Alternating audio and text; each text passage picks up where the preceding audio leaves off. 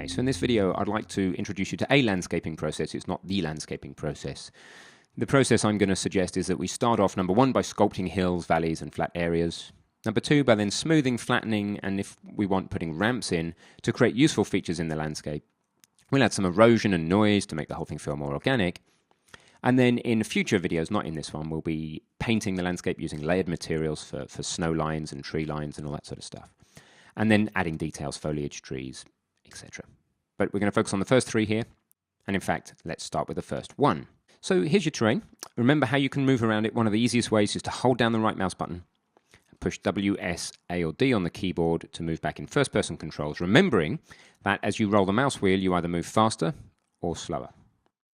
Okay, I would get myself fairly high off the ground and start from there. Now, I suggest you just watch me for a few minutes. I will introduce you to the process, and then you'll have plenty of opportunity in the challenge to go ahead and go crazy and make your own terrain.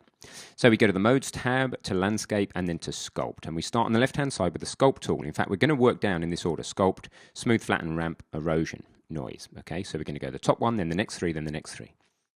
So once you have the Sculpt tool, we then want to say, well, what shape? Circle, whatever. We're going to stick with circle. And the fall-off tells you whether it's a smooth fall-off. It shows you here the type of land it's going to make. Spherical's an interesting one, by the way. If you start trying to paint in spherical land, then it creates you these really weird bubbles like this, which on a smaller scale could be quite good for, say, lava.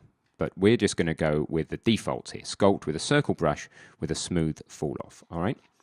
Cool, so let me quickly talk about what these settings do. So what's the brush size? Well, it's the size of the outer circle. You can just see a very faint white outer circle in centimeters. So in this case, it's 8,000 centimeters, which is 81.9 meters, which is about a tenth of the terrain. It's about the size of one of these blocks. It's roughly that size. You've then got the brush fall off, which tells you how big the circle in the inside is. So if we have no fall off, we immediately create a perfectly sharp-edged piece of terrain, which looks really weird. And if we have lots of brush fall off, then we have a much gentler tool. So I'm going to go for medium, middle of the ground. The other thing to know about is tool strength. With no tool strength, it will do nothing. With maximum tool strength, it'll create Pinocchio's nose before you can blink. Look at that, out it comes. Okay, so we want to go for a sensible tool strength that allows us to paint our terrain as quickly as possible, but without losing control of what we're doing.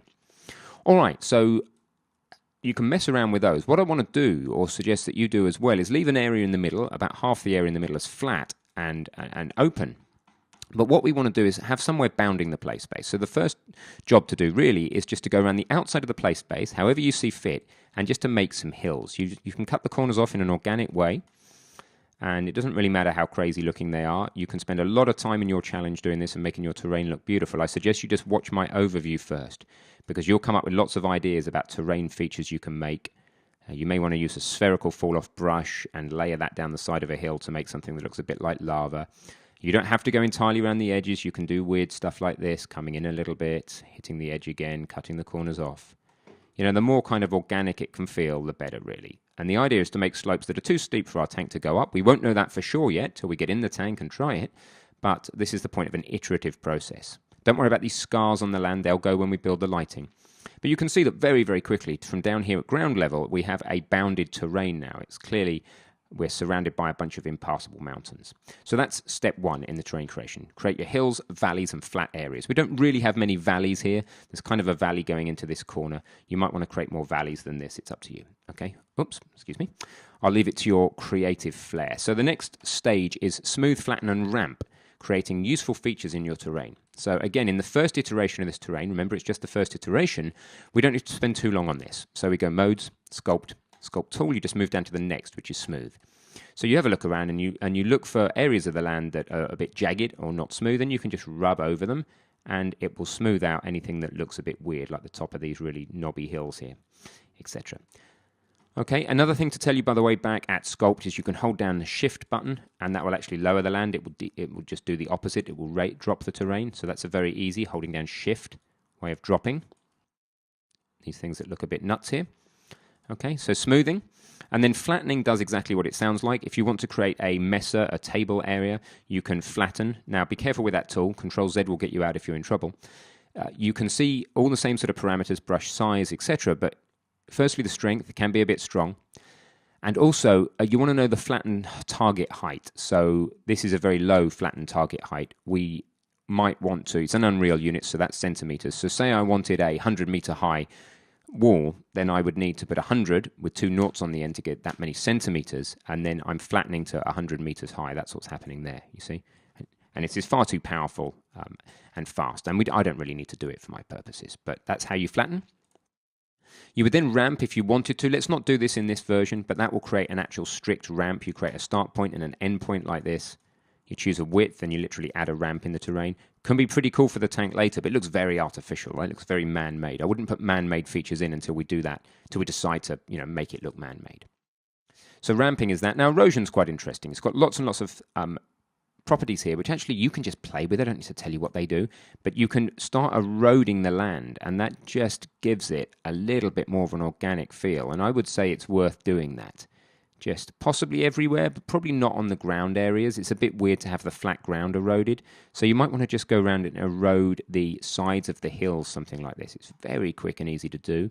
Yes, it's adding complexity to the terrain, but it shouldn't affect the performance much because the quads are already there. All you're doing is deforming and moving these quads that are already there a little bit. So I think that it's a good thing to do. You add entropy, disorder, organic feeling, nature to the terrain by making it just less uniform, less smooth. So definitely I would suggest it's worth putting at least some in there without going crazy. And then you've got other tools like hydro erosion and noise. Noise can raise some interesting effects. Be careful with it. It's very strong. Look what it does to the terrain. It's crazy. Looks very, very unnatural. But a little bit of noise, so very low strength noise, may be a good thing for you to have a play with. So you can just play with that. But I don't really like it. You have to get the right noise scale. Otherwise your features are too small. So with a high noise scale and a low strength, you may find that a bit of noise, again, typically on the slopes, will just make things feel and look a little bit more organic. Now, obviously, there are no textures on this landscape at the moment, but that will obviously change later. We'll talk about how the texturing and the layering works, and then we can actually make this thing look a lot more interesting. So I'm just standing kind of in a middle viewpoint here, just roughly slapping on some noise, okay? And the final thing I want to do is just go down to the ground layer. I'm going to rebuild the lighting, build lighting only to, let's just say preview quality, that's good enough. And then it'll get rid of all these artifacts, and I'll just have a quick buzz around the landscape, and we're pretty much done. It'll be time to send you into a challenge, which is to actually do this stuff yourself. Now, while I wait for the lighting to build, let's recap the process. You sculpt the hills, valleys, flat areas. Smooth, flatten, and ramp. I would avoid the ramps for now. Then do your erosion and noise, make it look all more organic. And then later, and they're in grey because we're not doing them in this video, we're going to paint. We're going to create some layered materials and then paint those on for things like, low-lying green grasslands, and then maybe rocky slopes, and then maybe snowy tops to mountains, but not all in one video. And then we'll add details later, things like foliage, trees, etc. We probably won't do any of that actually until we've got a vehicle in and we've started to work on that side of things. I want to really iterate around the whole loop, the whole process. This terrain is an okay starting point. So let's go back, let my lighting build finish, and then it'll be time to pop you into a challenge. We can pretty much preview the terrain without even letting the build finish. It's just that these scars caused by the division between the components of the landscape are very distracting. But you can see that this is looking, reasonably feasible, isn't it, already? And the great thing is that once we're clamped to the ground, once we're a vehicle that can't leave the ground, it's kind of a believable scenario, right? We've got a sun and a sky and some mountains that we can't pass for some really weird reason. You do kind of ask the question, well, how on earth did anybody ever get to this place in the first place? It's a bit weird when there's no way out. So there's other things you could do there, perhaps, like maybe make a gap in the mountains and a blocked road or something, or make a much bigger terrain. Or series of terrains that we stitch together, but we're not doing any of that in this section. We're going for city scale and focusing on vehicle control, etc. So I just want to show you that once this lighting build's complete, you see all those scars have gone, and it's looking much better now. So that's cool. Let's put you in the challenge. Your challenge is to create your own version 1 landscape. Remember, you'll iterate this later. Keep it simple. Make about a 500 by 500 meter flat area in the middle for now. We want to be able to drive this very simple tank around in an uninterrupted way at first without worrying about our interaction with the terrain. Then we'll build up the middle area later. So that's it. It'll also allow for raycasting. We want to start raycasting in a flat area. We're going to do this for enemy detection and things, and we want it just simple in the middle. So keep it simple in the middle, make your own terrain. I'm obviously not going to show you the solution because there is no one solution.